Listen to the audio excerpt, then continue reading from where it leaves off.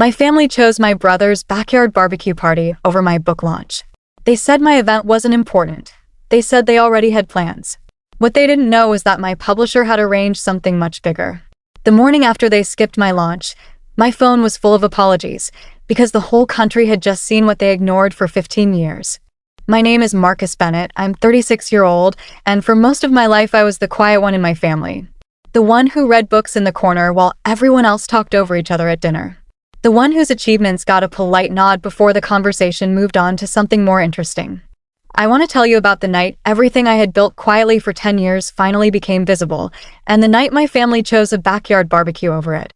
I grew up in Denver, the middle child between my older brother Tyler and my younger sister Jenna. Tyler was the golden child, football captain, loud, charming, the kind of person rooms organized themselves around. Jenna was the baby, doted on, protected. And I was just there. Steady. Reliable. Forgettable. I started writing when I was 19. Quietly in notebooks, never telling anyone. It became the thing that was mine, the one part of my life nobody could comment on or compare to Tyler's achievements because nobody knew it existed. For 15 years I wrote. Short stories nobody read. Drafts that went nowhere. A novel I rewrote 4 times.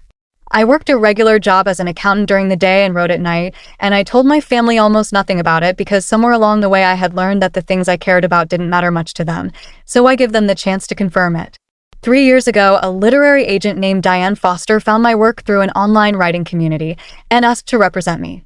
18 months later, my novel, a quiet literary fiction book about a man rebuilding his life after loss, sold to a major publishing house. I told my family. My mother said that's nice, honey, and asked if I'd seen the photos from Tyler's promotion party. My father asked if writing books paid anything. Jenna asked if it was going to be a movie, and when I said I didn't know, she lost interest. I didn't push it. I had stopped expecting much from them a long time ago, and honestly, by that point, I had built a life that didn't depend on their approval. I had Diane. I had my editor, a sharp woman named Patricia Reyes, who believed in the book from page 1. I had a small circle of friends from the writing community who had read drafts and cared. The book was scheduled for release in October, with a launch event in downtown Denver, a real event, with press, other authors, a signing, the whole thing. Patricia told me this was a big deal. The publisher was putting real promotional weight behind the book. There would be local news coverage. I sent the invitation to my family group chat 3 weeks before the date. I kept it simple. My book launch is October 14th at 7 p.m. downtown. Would love if you could come. My father responded first.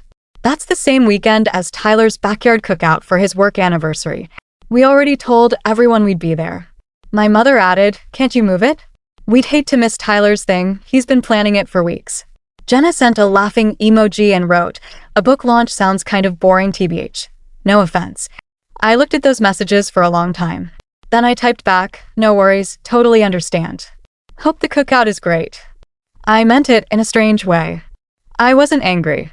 I think somewhere along the way I had simply stopped expecting them to show up for the parts of my life that weren't loud enough to compete with Tyler's. What my family didn't know, what nobody outside Patricia and Diane knew, was what was actually planned for that night. 3 weeks before the launch, Patricia had called me with news. A producer from a national morning show had read an early copy of the book and wanted to feature it. Not just a mention, a full segment, filmed live at the launch event itself, with a brief interview. The show would air the following morning to millions of viewers. Patricia told me to keep it quiet until closer to the date, partly for security and partly because these things sometimes fall through. I didn't tell my family. Not because I was hiding it strategically.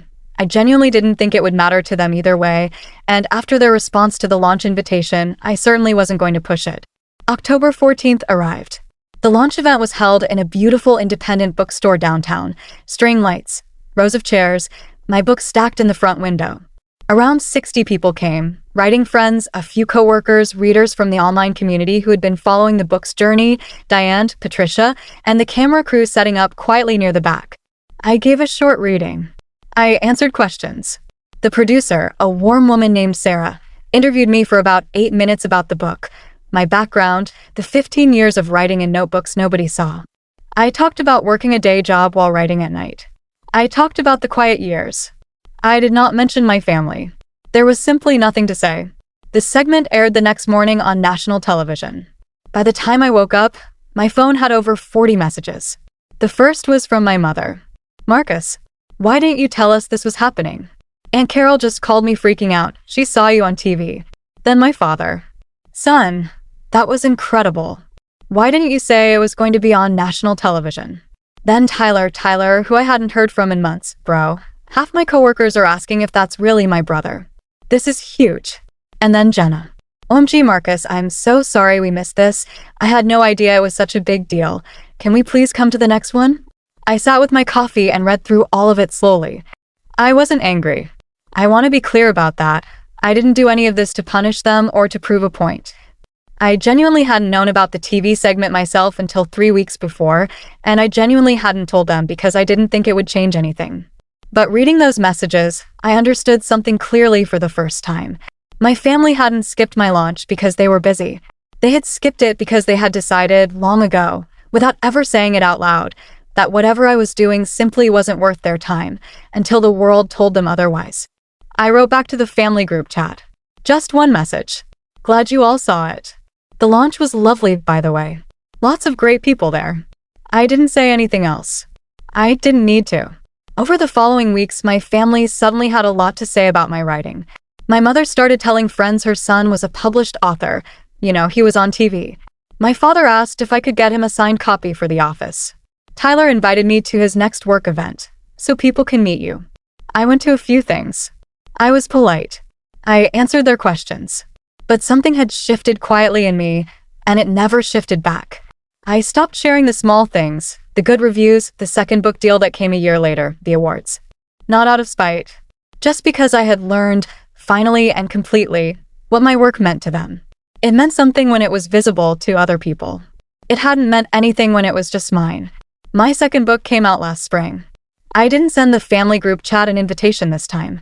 I told Diane, Patricia, my friends, my small circle of people who had read every draft of every book for years, long before any of it was visible to anyone else. My mother found out about the second launch through Aunt Carol again, 2 days after it happened. She texted, "Why didn't you tell us?" I replied, "Didn't want you to miss anything important. Figured you had plans." She didn't respond after that. I think, on some level, she understood.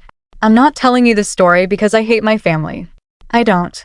I still see them at holidays. We're cordial. But I learned something that October that I carry with me now. Some people will only value what you do once the world tells them it has value. And once you see that clearly, you stop waiting for them to catch up. You just keep writing. For yourself. For the people who were there from page 1. That's enough. Thanks for watching. Don't forget to like, share, and subscribe for more stories. Thank you.